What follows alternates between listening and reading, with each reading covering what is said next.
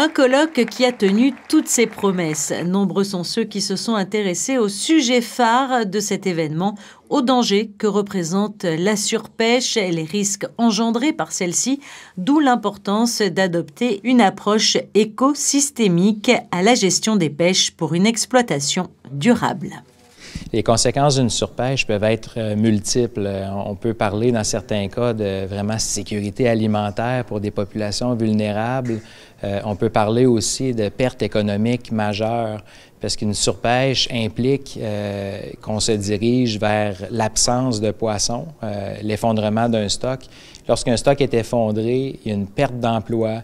Il y a des pertes de revenus pour les communautés qui dépendent de la pêche. Donc, c'est toutes sortes d'impacts possibles qui peuvent survenir, dépendamment où on se trouve dans le monde.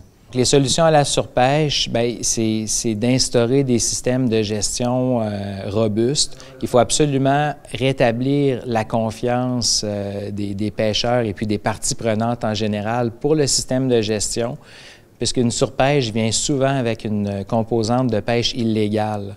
Donc, si on est capable de faire arrêter cette pêche-là, soit par des moyens de surveillance ou soit par un rétablissement de la confiance des parties prenantes, ça, c'est un aspect qui est très important. Et bien sûr, pour qu'un stock qui est surpêché puisse revenir, ça prend des conditions environnementales qui sont favorables. Ça, c'est un aspect qu'on ne contrôle pas. Donc, souvent, il faut se munir de patience également. L'après-midi a été consacré à la formation des gens de mer au service de la pêche durable et de l'économie bleue, aux impacts du changement climatique sur la ressource halieutique et de la pêche sur la mégafaune marine, ainsi qu'aux interactions entre la pêche et les cétacés. Ont également été abordées des thématiques telles que la gouvernance internationale des ressources, les droits de l'Union européenne en matière de pêche, ainsi que les actions françaises entreprises contre la pêche illégale, la coopération policière internationale et l'action judiciaire mise en place.